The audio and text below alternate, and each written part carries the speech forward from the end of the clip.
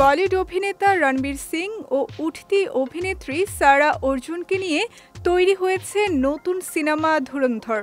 সম্প্রতি এই সিনেমার টিজার প্রকাশ্যে আসার পর থেকেই শুরু হয়েছে জোর আলোচনা।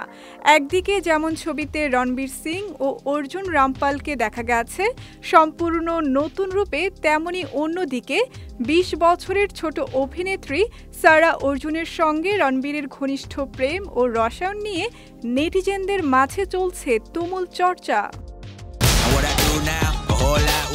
বয়সের এত বড় ব্যবধান সত্ত্বেও পর্দায় তাদের প্রেমের দৃশ্য নিয়ে কটাক্ষের শিকার হয়েছেন রণবীর সিং।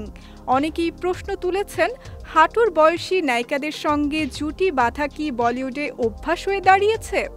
অবশেষে এক অনুষ্ঠানে তিনি নিজেই এই বিষয়ে মুখ খুলেছেন।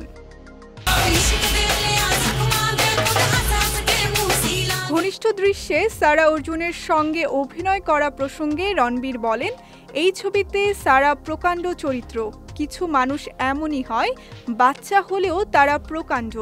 পর্দায় তাদের প্রেমের দৃশ্যে দর্শকদের মাতোয়ারা হতে দেখা যাবে।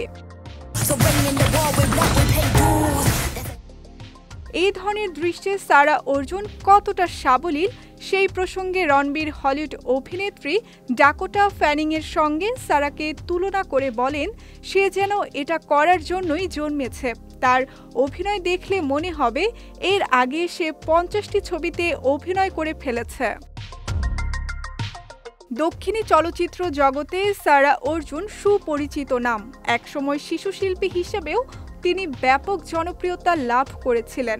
তিনি অভিনেতা জয় অর্জুনের মেয়ে। এর আগে হিন্দি ছবি সিক্রেট সুপারস্টার, থালাইভি, লাভ হোস্টেল এবং ব্ল্যাক ফ্রাইডের মতো সিনেমাতেও সারাকে দেখা গেছে।